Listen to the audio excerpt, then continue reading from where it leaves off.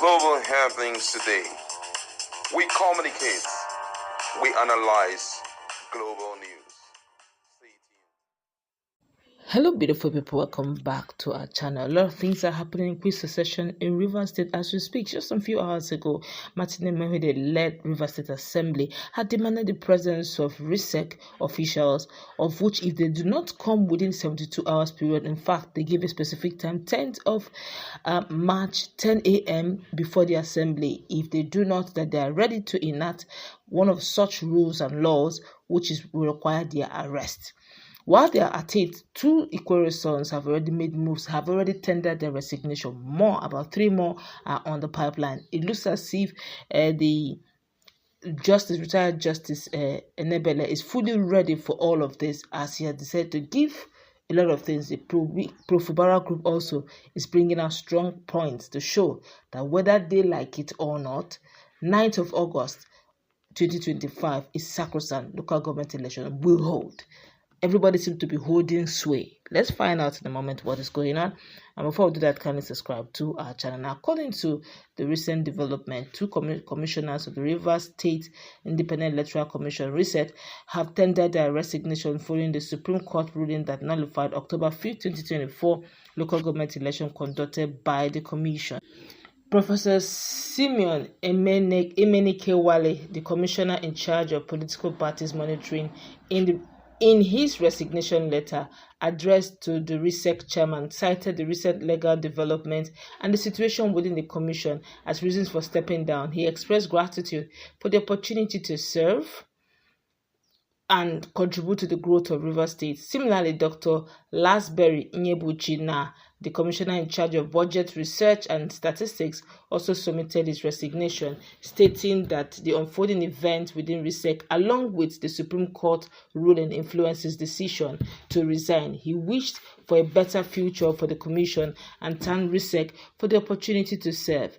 Both resignation letters were copied to the Secretary to the State Government, SSG. The departures come at a critical time for the commission, as Rivers State House of Assembly has recently invited the RISEIC chairman and the commissioners to appear before it over their role in the nullified elections. While there have been a lot of allegations and insinuation from Fubara scam, insisting that there have been a lot of inundated calls for coming from Wike scam on the chairman of RISEIC to do the needful. Of course, some of the queries, some of them said that they were having pressures from pro-Wike camp to resign. 2 have already gone down. 3 is actually on the pipeline to drop their resignation. But it looks like the pro-Fubara's team have everything under check, as they have decided to tell Riverians what is on ground and what the law says concerning everything that is playing out now. Now, according to the news, RISEIC seems to be on track. Resignation would stop August 9 local government area elections, despite the political maneuverings aimed at derailing the upcoming local government elections. The Rivers State Independent Electoral, the Rivers State Independent Electoral Commission, RISEIC, under the capable leadership of Justice Adolphus Enebele, retired, remains solidly on course. The resignation of 2 RISEIC commissioners who have clearly been co-opted by the enemies of Rivers State is nothing but a desperate move to disrupt the democratic process. However, the law is clear. Their exit has no impact on the Commission's operations.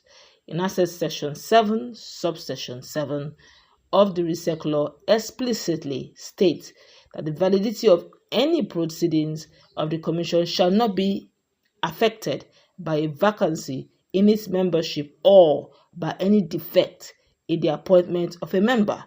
This means that RISEIC is legally empowered to function effectively regardless of these resignations.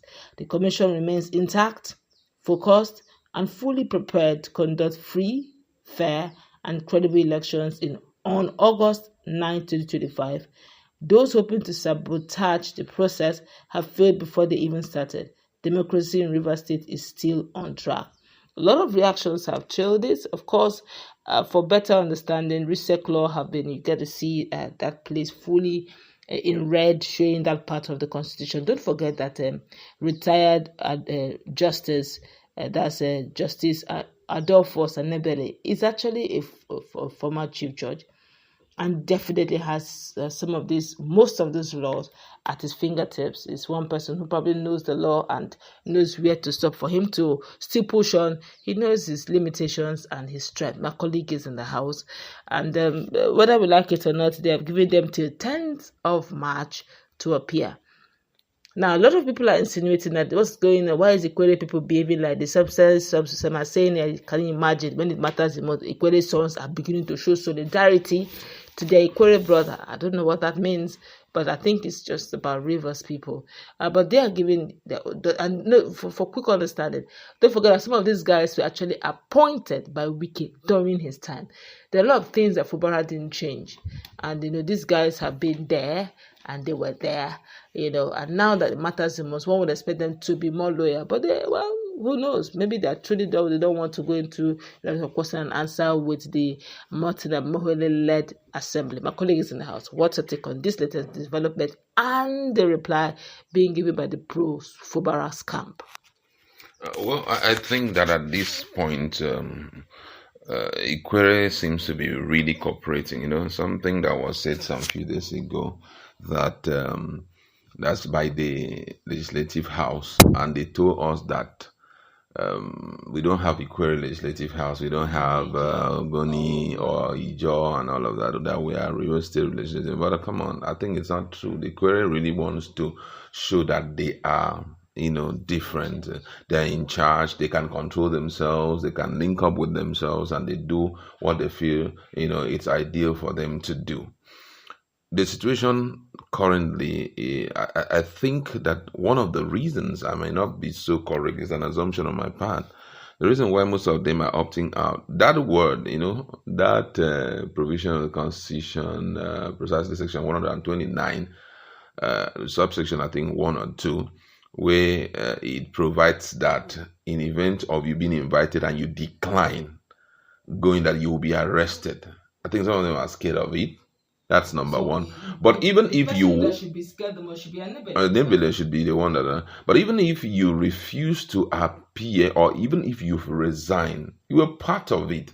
So your attention is still needed there.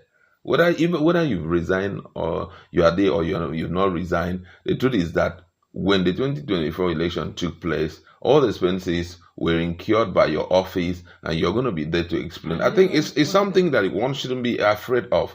Now, the first thing here is that you guys have been restored, and as much as you guys we are not answerable to you people. We are answerable to Justice Enebele. So if he tells us that we've been invited and we go as so be it.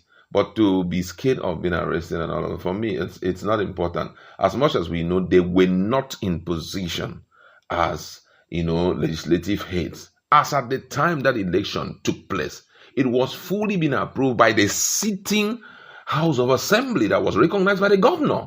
And as far as it was recognized by the governor, automatically it frees me of anything. So I'm wondering why they are getting scared. But however, I also think that it has a lot to do with the possibility of, because Wike was the one that elected or brought them into power.